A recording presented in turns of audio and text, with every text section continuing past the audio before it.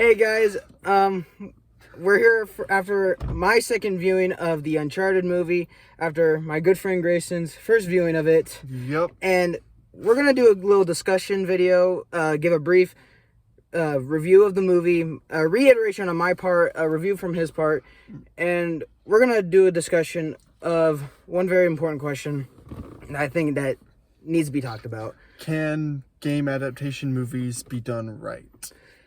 So let's get right into the review part of Uncharted. I'm going to be honest.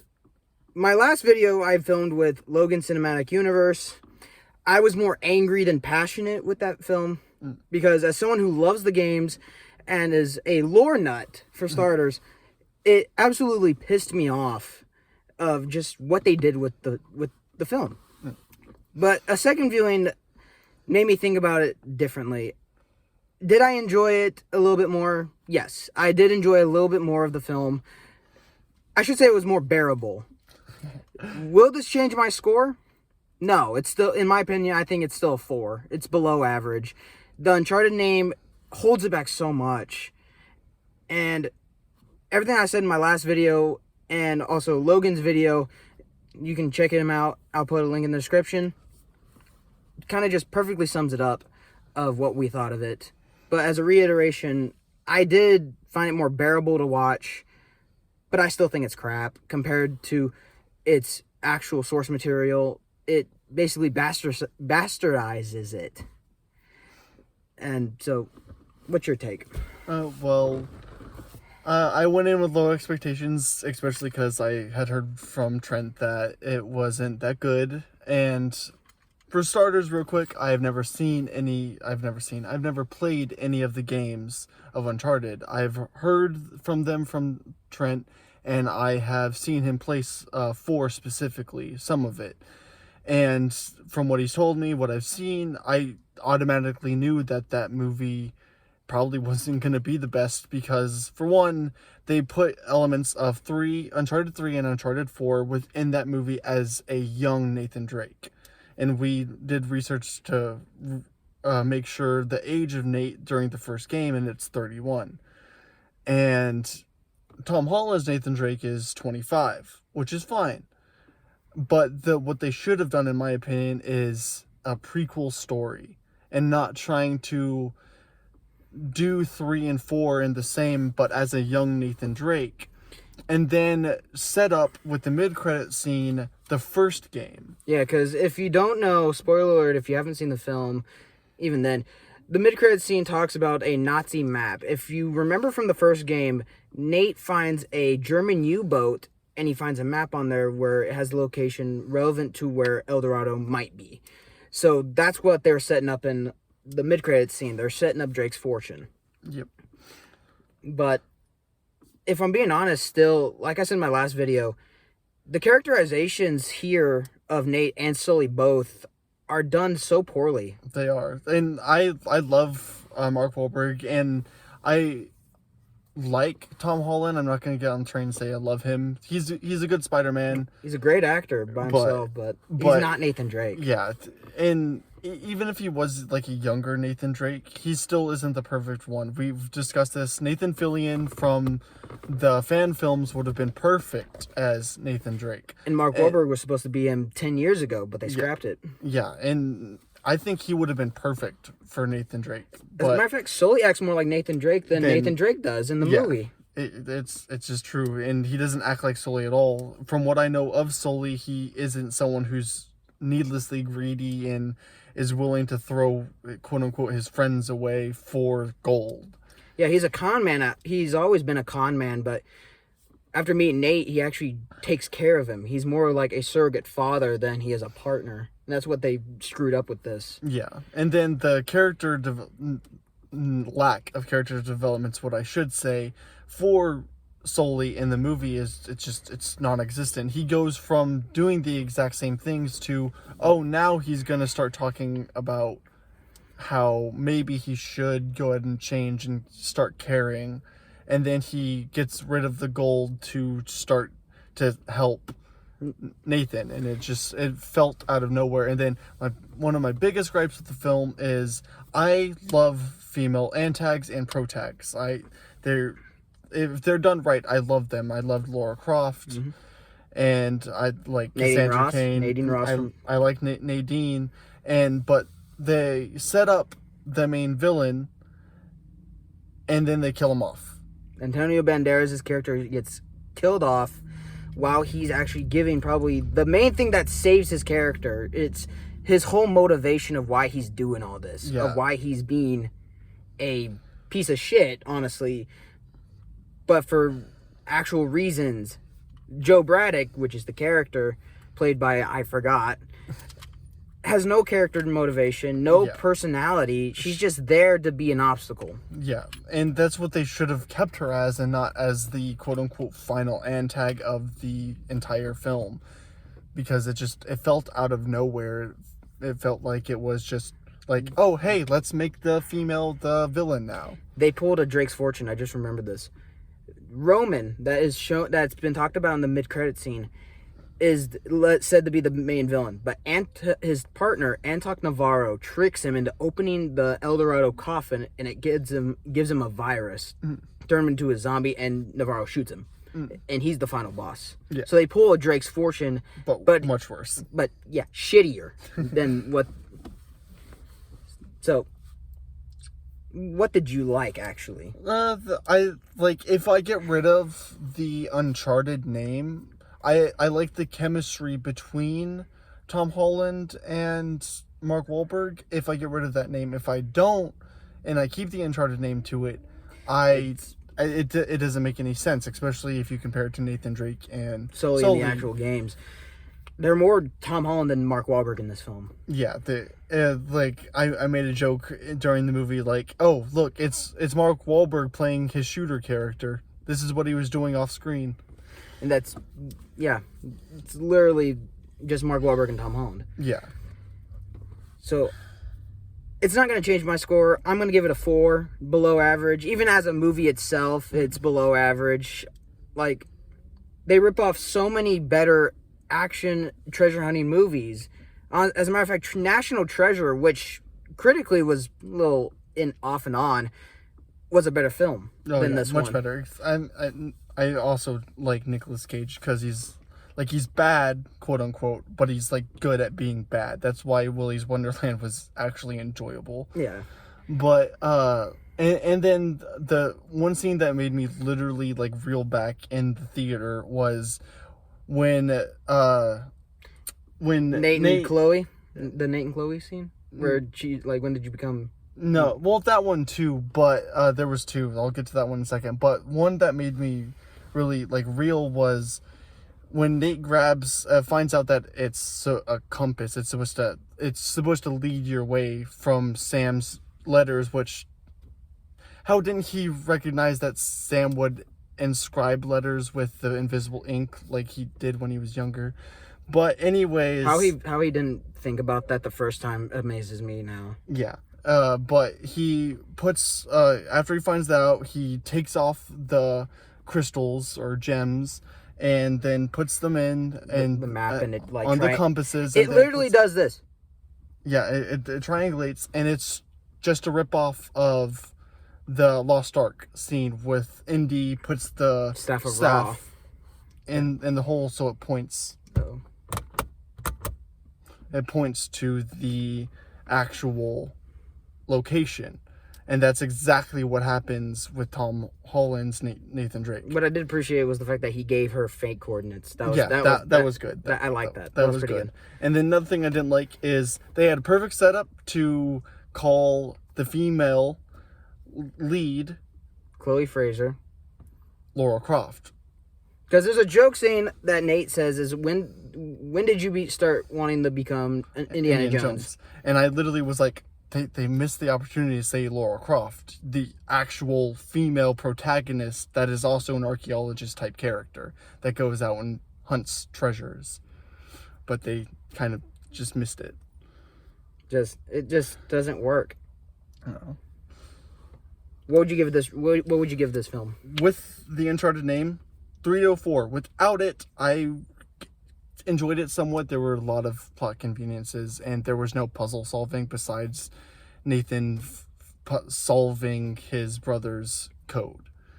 5 to a 6 at most, if I take away the Uncharted name. Yeah, the Uncharted name really holds it back. It does, because especially if you know about Uncharted, or you played the games, or you know of them, and you know the extent of them, it ruins the characters, and it just ruins the experience, because you want to go in thinking that it's going to be accurate to the games, which is what an adaptation should be.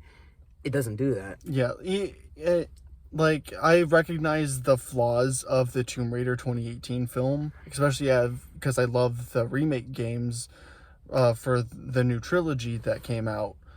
But it was honestly more close to its actual lore and story than the Uncharted movie. It was so much closer. And that is what our discussion is.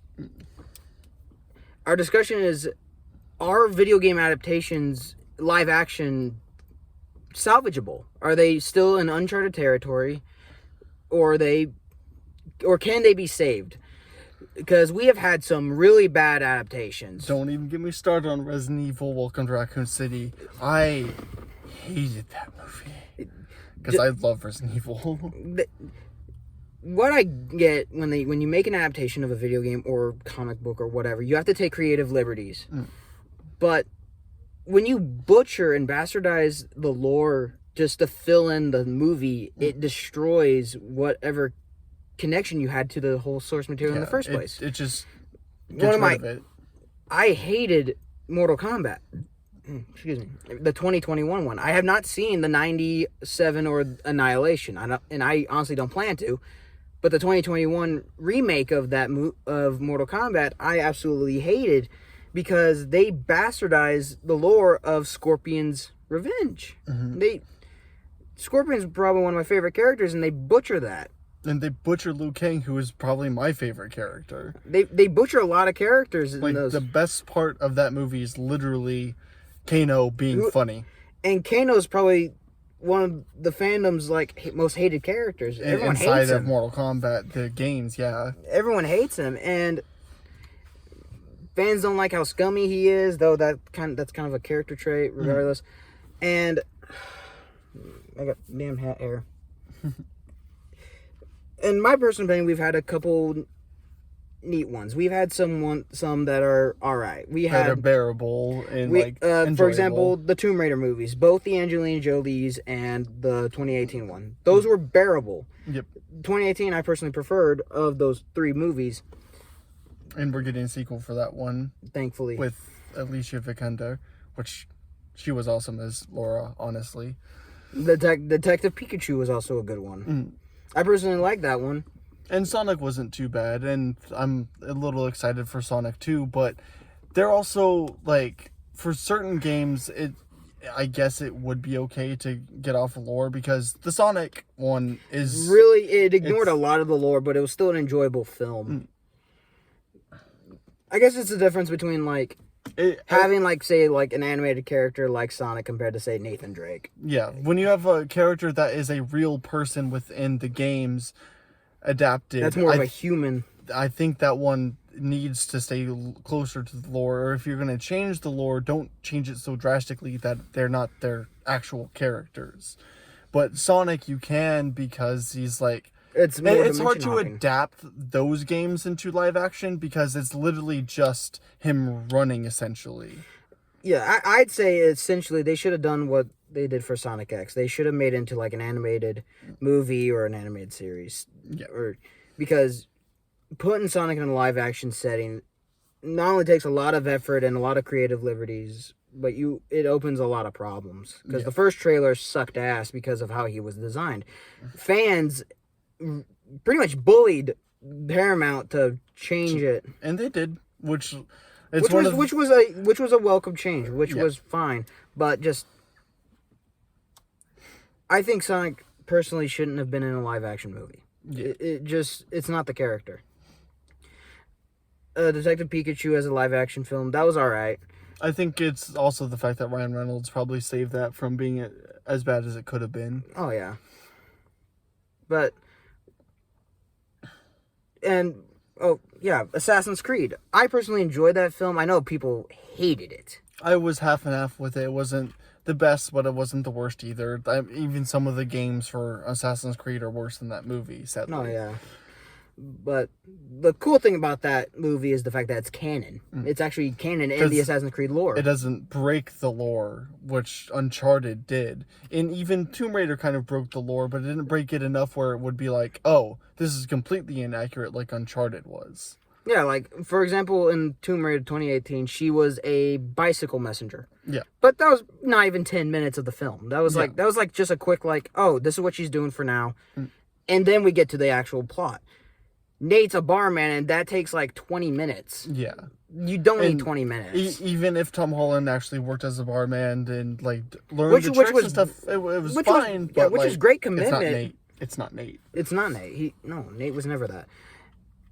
And you spend 20 minutes doing all this setup stuff as a barman too, like especially with the heist and the auction. He's still a barman, and then that movie just A lot of problems. a lot of problems.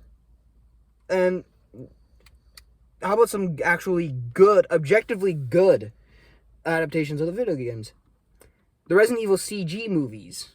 No, yeah, those are really good. Resident Evil Degeneration, Damnation, and Vendetta. And then the new release series, Infinite Darkness. Infinite Darkness, yeah. Those are objectively good because they are in the universe. Yeah, they don't break the lore. They bring back most of the actual voice actors for the characters, at least the more recent ones. Matt Mercer for Leon, who perfect as Leon. And in my opinion, might be the best one, Arcane. Oh yeah, for sure. Arcane broke records of most viewing on Netflix. Oh yeah, it did. Especially in only 3 episodes. Yeah, in the first 3 episodes, it went over everything, including Squid Game, which everyone praised as probably the best thing to come out on Netflix ever.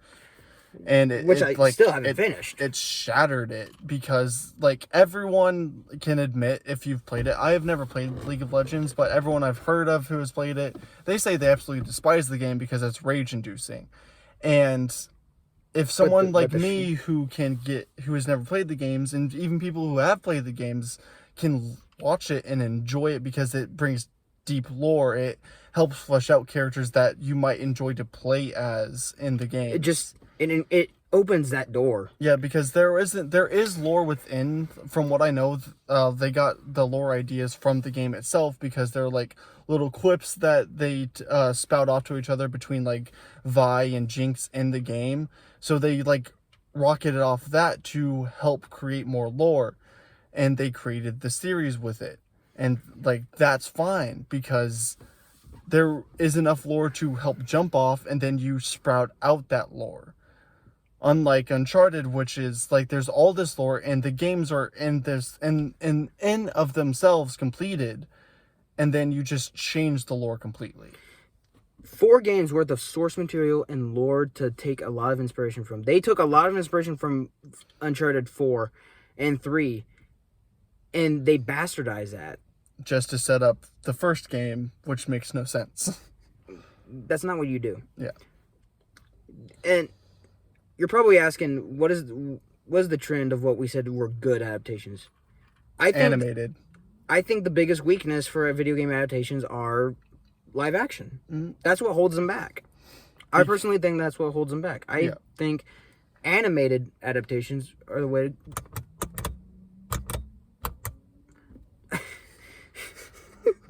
I think animated adaptations are the way to go. Because you can keep it more accurate to the lore because you have more creative liberties you can do. You don't have to have someone learn stunts, even if they're good at stunts like Tom Holland is. You don't have to have someone do that because you have it animated, even if it's...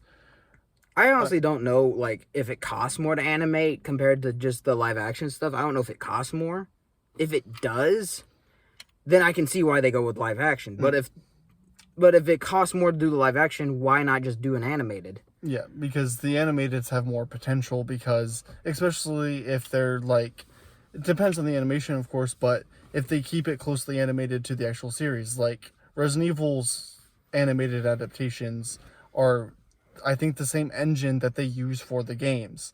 And Arcane, it's similar, but they changed it enough where it's actually an animated style instead of what's in the League of Legends games. And that's the big difference, is you can change enough to make it look better in an animated adaptation than you can in a live action, especially if it's from an animated character, say Sonic or Mario. That's why did we all think that the Mario movies that is coming out is going to be animated, because they can't really do it live action, especially with Chris Pratt. Yeah, like, and Sonic's live action, like, I get what they were trying to do with that. They made a buddy movie with James Buddy Marsden. cop, kind of, yeah. Buddy cop movie, which is fine. That's a neat idea, making a young Sonic, but it just doesn't fit.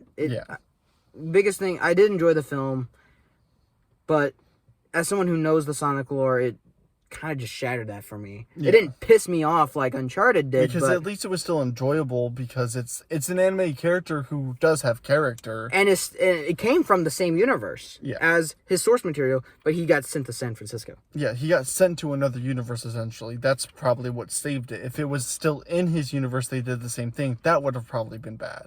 Yeah, like, say if Green Hill Zone, like the zone itself in Mobius was literally in Earth, it would have destroyed it. Yeah. People would have hated that. Because even though the town is called Green Hill, it's not the same. Yeah, it's not the same. It's like a dual dimension. Yeah, exactly. Second universe. Whereas Uncharted pissed me off. Mortal Kombat pissed me off. Yep. Just, you have such great source material and potential to do this right, and why do you fuck it up? Especially in that way, like Mortal Kombat 2021, real quick, introduced Cole Young, the first, like, probably not the first film original character, but the film original lead of Mortal Kombat. Probably one of the worst characters ever. Oh yeah, for sure. We compare him to if a fanfic person. If a fanfic self-insert was in a fucking movie. Yeah, especially because they give him the power of plot armor. Quite literally. Literally plot armor. It is literally plot armor. It makes zero sense.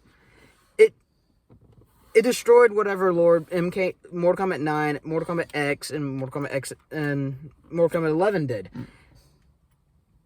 The thing is, Warner Brothers Animation did Scorpion's Revenge better. Even though they destroyed a lot of MK9's storyline. They still did that one objectively better than the live action. Yep.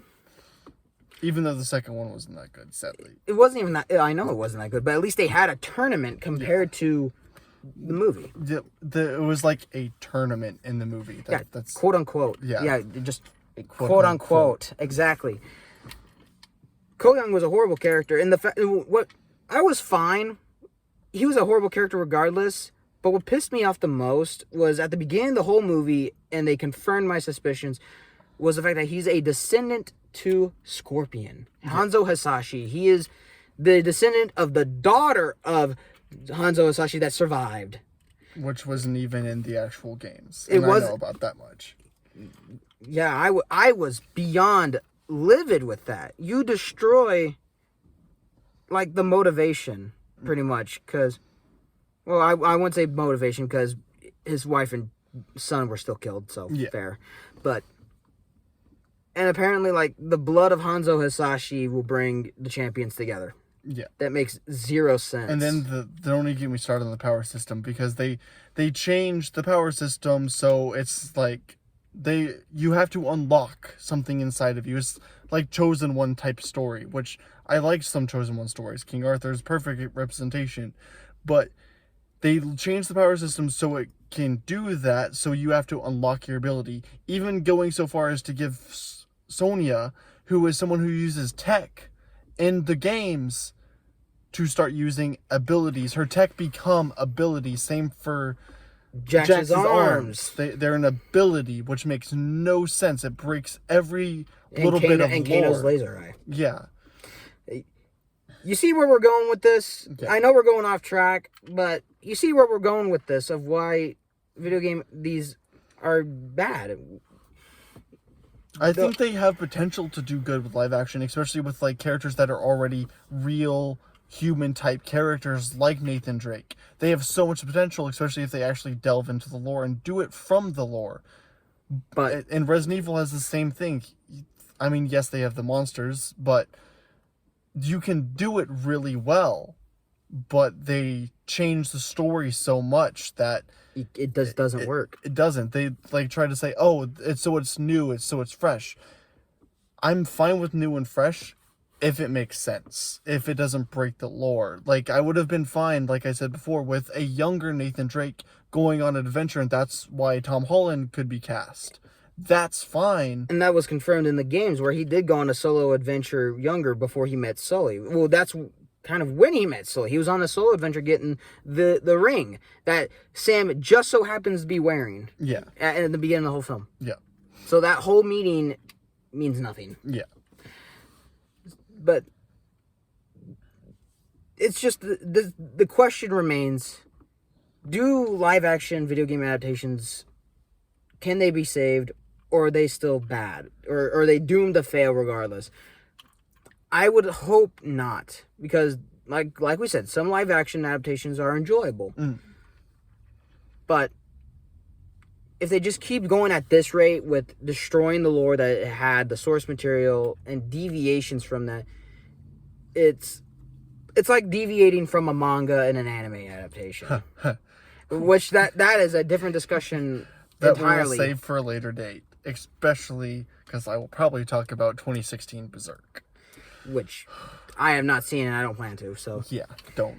So, but you see where we're coming with, what we're going on with this. You see where we're coming from on this. Yeah. Because I want video game adaptations to be good. I'd like to see an adaptation of some of my favorite games. But when you bastardize the lore, you bastardize everything that made them great in the first place, what's the point? Yeah, there is no point if you continue to do that. That's why, like, I sometimes agree and disagree with letting fans take control, because we'll see fan films like Nathan Fillion for Nathan Drake. We'll see fan films where they're really good, and that's because a fan of the series has done them. But sometimes a fan can be too much of a fan and change it completely. I think that's might have been what happened with Mortal Kombat, is the person who wrote it was probably a fan, but they wanted self-insert. I think that's what happened. But I would say have someone who's really good at directing, writing, screenwriting, but also have fan input, so that way the fans don't control it, but the fans can help. And not only that, get the actual like lead directors and creators to consult. Yeah. With the whole project. Look at Amazon's Invincible. Robert Kirkman was the creator of the Invincible comics, was creative consultant, and he was the lead. He was the screenwriter for the first and 8th episode. Yeah. And he also was executive producer for the Walking Dead TV show. Yeah, which, I mean, there are problems that a lot of people have with but it. Overall, it's pretty much almost. It's a really good adaptation, but from a comic to a TV show. I know we're going off track with comics and TVs now, but you see where we're coming from. The point is having like the actual creative consulting, like the creators, or like he said, fan input. But personally, get the creators to consult with it. Of course, if they're still alive, because there are some that aren't, sadly. But if they are still alive and around and are willing to, because some aren't, that might be another reason, let them have input. And if they aren't around, use the fans who like love the series and don't want there to be drastic changes to the lore. That way you're getting the best way to do it, because if a fan is helping in the right way and not overbearing, they can change the things that might make it better in a movie than it was in the game, so moviegoers can enjoy it, and maybe they can get moviegoers to go enjoy the games if they haven't already played the games. Now, the ones that are, they will enjoy what they're seeing because that's still accurate to what they've watched, because a fan or multiple fans or the creator helped with creating the live action adaptation. And I always think that's a better idea than just having probably just a, no offense if you are if you screenwriters and directors are fans of the video games, no offense, but I think it's always a better idea than just having a random person do it. And also, I hate the whole thing of sometimes directors and screenwriters can't do what they want because of the overarching bureaucracy that are within filmmaking. That's why we won't get too far into it, but Kathleen Kennedy, her creative liberties of the sequels for Star Wars. We know no, we don't do that. But we also know that it was more or less her fault why everything got caught off track with the sequels, because they had potential to be good. But her overbearing shattered everything.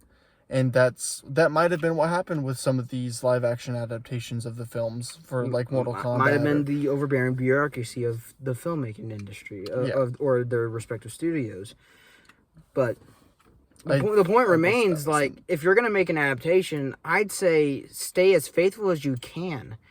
Don't especially with the actual backstory and origins of the characters, what made them what they are. Don't change that. Don't change who they are or their background. Yeah. To fill in content. Don't do that. It won't help anything because you're gonna piss off more people, especially fans, and like even people that aren't fans of the Uncharted didn't like the movie because it didn't like roll that well. Especially with all the plot conveniences that were within the series, the movie. Like one of my favorite phrases was by the Act Man. He did a video on video games versus SJWs. Recommend the video. It's great. And he talked about Battlefield 1 for a second. Just real quick. I know I'm going off track, but talked about how Battlefield 1 was gonna be a little under controversy because DICE was trying to create a game for the fans and other stuff, and a lot of developers and SJWs, no offense if anyone's watching this is an SJW, but they wanted to add stuff that never would have happened in World War One. Yeah. And it begs the question, who would like DICE rather piss off, historians and fans of the franchise, or a bunch of, in his words, butthurt blabbering babies that want women to fight in a war they barely fought in? Yeah. It's the same question for a video game adaptation for this. For example, Uncharted. Would you rather piss off fans of the franchise for years, as well as the creative directors that made it what it is, or just a bunch of bureaucrats in the filmmaking industry? I would rather piss those guys off than the fans, because I would want it to be more faithful to what they would want. Yeah, because they're the ones that can make or break series. Like, yes, we have the sequel announced for Uncharted, but that's only because a lot of people went to go see it because of the title, and they didn't know if it was going to be good or not. You can say the same about a lot of series and movies, but that's why it's getting a sequel, because it did well financially. So, personally, I want to hold out hope for video game adaptations, especially in the live action industry. I would like to see more live action actors take a role that I'd like. But the best we're getting so far are animated, and I think live action is just holding it back. Yeah. They either need to get their shit together and start doing better with the fans, or they need to just say, screw it, get rid of it, and leave it to animated, because you have more creative liberty within the animated universe potential, sadly. So ask yourselves, are video game adaptations still Uncharted? I want to thank you guys for watching. Please leave a like, subscribe if you want to see more of these. I don't know if I want to make more videos, but I think this is a great creative outlet just to discuss and stuff. But let me know in the comments what you think about the whole video game adaptation stuff, or give me your thoughts on Uncharted as well. Again, this was my second viewing. If I could bear a first viewing to see it again, maybe it wasn't all bad, but who knows? Yeah. Again, thanks for watching, and maybe I'll see you guys next time.